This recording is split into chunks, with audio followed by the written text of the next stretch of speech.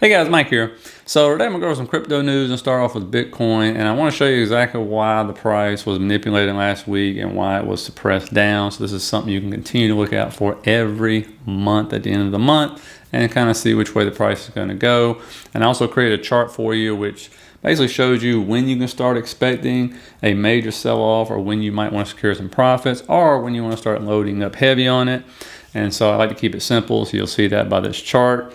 And then we'll go into Ethereum, why people are really stoked and think Ethereum at least is going to 8 to 10K within the next 2 to 3 months, and you'll get to see that on the chart. And then go over the Metaverse cryptos, right? They were running up last week, now they're selling off, and there's something I think really contributing to that. And it has a little legitimacy to it as well, so I'll talk to you about that. And then as I like to end every week in this video, I'll either show you, why I'm positive or why a lot of people are positive on this bull run and still think it's got legs, or why a lot of people are negative, so you get a good macro view of it and everything. And so if you get anything out of it, please hit that like subscribe button for me, guys. I really appreciate that. If you want to open account with BlockFi, earn 9% on your Stablecoins, you can go ahead and hit the link down below, or apply for the credit card and earn 1.5% on all your purchases, which whatever crypto you pick on their platform. Okay, and so without further ado, let's go ahead and get into it by starting off with Bitcoin.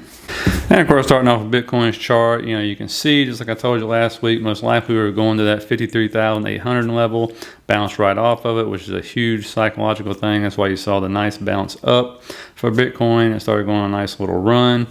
And this leads me into telling you basically one of the main reasons Bitcoin was suppressed last week, the price was held down, and why it was pushed down to 53,800 was because there was about 52,000 options contracts expiring worth around 3 billion.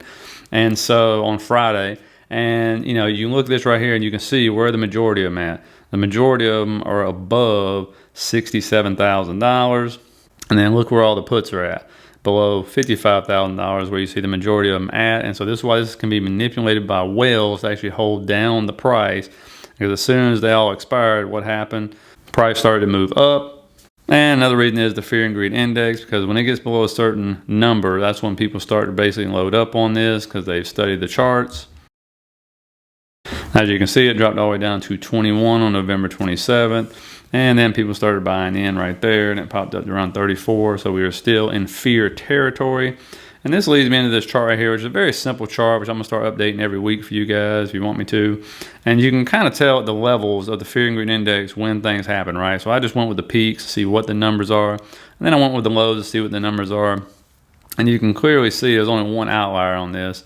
And when we come to the left, starting over the left, you see a 93. Boom, you get a nice pullback, and this doesn't look big because this is the daily chart. This is full year 2021. But these are nice pullbacks between 20 and 50% right here.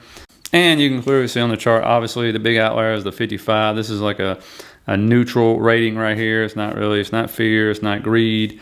But the rest of them, you can see anything on the bottom levels, anything below 25 is when you start to see us start to move up, or people start consolidating. And you see the big sell-offs right here. Anywhere above, it's like 73, that's when you need to start being worried about it, maybe take some profit, or buckling up and getting ready for a major sell-off.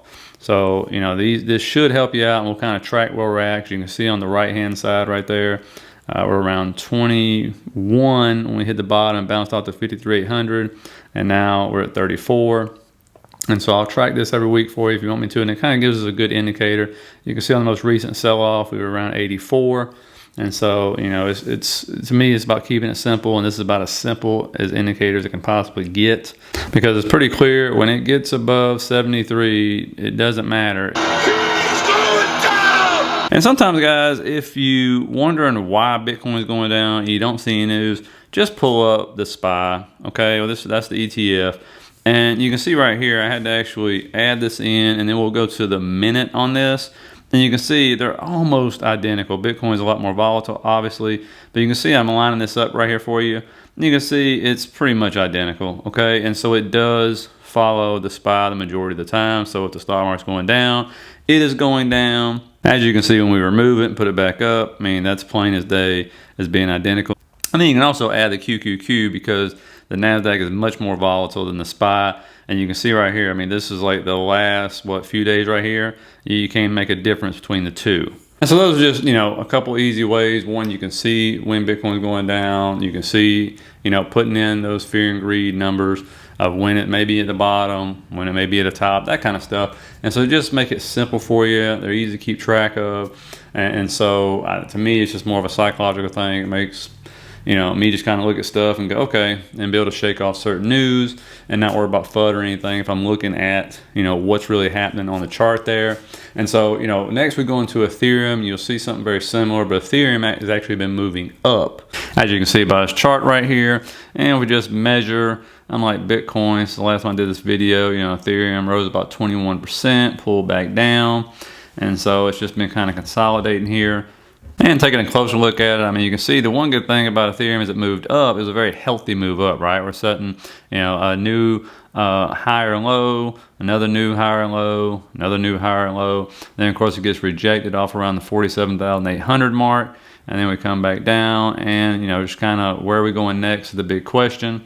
And again, this is another one. You look at this, when you pull the SPY up on this thing right here, see what happens. They look pretty much identical. I can't get this one lined up as smooth as I could, BTC. But you can see on to the right there, SPY is going down, so is Ethereum. And one reason people will continue to be bullish on Ethereum and its move up to, anywhere from 5 to 10,000 is simple supply and demand. You can see Ethereum supply on exchanges reaches new low of 14%. That was November 30th, and it continues to seem to decrease every single month. And looking how it performs against other altcoins, or how it has performed over the last 3 to 4 days, you got Maddox on a big move of 45%, Sol's up 17%, Atom's up 15%, Ethereum's right there in the middle at 6.5%, ADA, Litecoin, DOT struggling down there along with Avalanche since it's had a really big move up. And of course, unlike last week, you had the Metaverse coins moving up, and now you see after the big move up, you see a nice sell-off of double digits, 14%, 15%, and 17%, and Engine, Sand, and Mana there. And one real big reason for this, I think, honestly, is this came out the other day. China's central bank proposed to monitor Metaverse and NFTs. The Metaverse NFTs are in the crosshairs of the People's Bank of China, which wants to track them with anti-money laundering tools. And when we scroll down and see right here, basically they're trying to improve the cooperation among financial intelligence agencies worldwide to form an international coalition to fight crypto-related crimes. The Anti-Money Laundering Center will continue to deepen information sharing and co-investigation cooperation with 60 overseas financial intelligence agencies. And for those who don't know, and the only reason I know this is because I did a little research after watching a series called Ozark, I believe it was called, on Netflix. Very good one. I recommend it to you. But in that one, it's about an accountant who launders money for the cartel. And, criminal organizations, like the top 3 ways they launder their money is through casinos, real estate, and auctions. Well, guess what the Metaverse is going to have? You can buy virtual land, houses, all kinds of different buildings. You're going to have gambling, auctions. And so it's going to be even easier for them to do this. And understand that wasn't just China cracking down on it. They're trying to form a coalition, which I have no doubt that, United States will get involved in that. Europe will most likely get involved in that, because the Metaverse is going to make it so much easier for these criminal organizations to launder their money. It ain't even going to be funny. And so, I have no doubt they're probably doing it through NFTs right now. So we'll see how that goes. But I think, that absolutely, has something to do with the sell-off. Plus, it was a big run-up anyway. And, I have no doubt in my mind, I'll make a prediction now. I don't know when it's going to happen, but I think China will absolutely somehow outlaw Metaverse altogether, because I can't imagine it really being good for society. But don't forget, over there, the real estate market is everything. And if people start buying virtual land and property inside the Metaverse, that might be money not going into a real property. And so it's, there's something to wait and see and look at. So it'll be interesting. But, and as with all videos, I always say I want to wrap it up with simply why I still believe in this bull run and what to watch out for, or why, we need to say, maybe the bull run's over, okay? And of course, the first one is, spot ETF that's waiting approval in Canada that Fidelity is launching. It seemed like nobody even knew about this, and all of a sudden a tweet comes out, and there it was. So we're still waiting on approval for that, but that will be huge if that happens. Then you got Germany's Fund Location Act allows funds to allocate up to 20% of their assets in Bitcoin and other crypto assets. So that's big. Then, of course, you got, I'll keep showing this every week, the revised supply lasts active 5+ years, which means they're actually bringing them on the market. Well, that spike is coming down. If you look at the 7-day moving average, which is a good thing, that usually signals a move back up. If you look at all these other spikes right here. And then, of course, the global venture capitalist investments in cryptocurrency and blockchain is skyrocketing. I mean, look how many billions of dollars have gone into 2021 already. Then, of course, you got El Salvador. They're all in on this thing. I mean, they bought 100 more Bitcoin on the dip. And I don't know what the price was they paid, but I'm sure it was a handsome price, but they're all in on this. And then, of course, there's Tom Lee, who has a really good reputation on Wall Street, but he's made quite a few predictions this year have come true. And here's his forecast for Bitcoin. Tom, I want to ask you about Bitcoin because you've got a big call. You think $100,000 is where it goes in the final weeks of the year. Melissa, that's what happens, around Thanksgiving is people talk about things that have really either been transforming or life-changing. Crypto is one of those things because, as you know, like even something like 1 in 5 home down payments is coming from crypto profits. I mean, it's some staggering number for first-time home buyers. Jeez. So I think it's like 2017. People come home for Thanksgiving. They talk about crypto. There's only 200 million real wallets, like users of crypto worldwide out of 7 billion people. So it's still the earliest stages. So I think both institutional and individuals are going to talk a lot about crypto. And I think they're going to conclude 2022 is a great year. And that's what I think really strengthens Bitcoin into year end. And the last I want to leave you with is an interview from Raoul Pal, who's was a hedge fund manager. He's made a ton of money in Ethereum, really big believer in Ethereum, but he's invested in other cryptos as well. But describing the difference between the stock market and the crypto market, and he does in a way that it kind of shed a light or opened my eyes up to it to just kind of take a step back and say, wow, like he's right, and it's just a really, really short piece here, but just listen to him and really give it some thought. But more important than that, I think a really big, important story, and I just tweeted about it just now. We just blew up $1 trillion of market cap of a major asset class in 14 days, 42% decline of an entire asset class. Some parts of that asset class went down 70 or 80% in a week, and nothing happened. We had a massive speculative over-leverage washout bloodbath.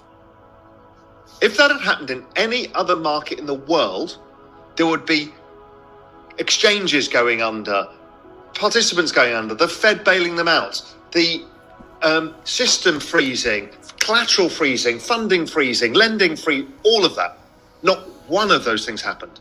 In fact, it worked perfectly because leverage, 100 times leverage, headline, oh my God, it's over collateralized. So guess what? Nobody was left holding the baby. There's no exchanges that didn't get paid their margin. It doesn't work that way. Had that happened in the stock market, Robin Hood will be tapping on the Fed saying, hey, listen, guys, we need some cash here because we didn't get paid on our margins. Doesn't happen in crypto. What about the rehypothecation of assets and the collateral? Doesn't happen in crypto because everybody knows who owns what because it's all on the blockchain. In fact, lending protocols, DeFi, even decentralized exchanges run entirely by algorithms, continue to work. That's right. Exchanges went down for maybe an hour because of the overwhelming of their systems, but nothing broke. And so isn't that amazing? I mean, I think we take that for granted because, he's right. I mean, the stock market, if that would happen, you would see the Fed coming out saying, oh my God, we're not going to taper as fast. We're so sorry. No interest rates hikes, probably the government be shelling out more checks. I mean, it's just amazing. But the crypto market, it loses half its value in a couple of days and then recovers and everything just goes on with life. Nobody comes in and bails it out or anything. It's kind of a neat thing. And there is a difference, I understand. But I guess when the perspective he puts it in, it kind of opened my eyes up a little bit more to say, yeah, I never thought about it like that. But that is very true. And so I guess in a way it shows me, and I've been saying this for a while anyway, how fragile the stock market is and how propped up it is by our government here in the U.S. at least. And so, Anyway, just want to put that out there to you. So hopefully you got some out of it. Hit the like, subscribe button if you did. Let me know what you think, guys. And of course, if you want to open an account with Bitcoin, don't forget to hit that link down there in the bottom. Sign up for a BlockFi account to earn 9% on your stable coins, 9.5% on your Tether, and 4 to 5% on your other cryptocurrency, as well as earn the 1.5% back on Bitcoin for every purchase you make on that credit card, guys. I will see you later.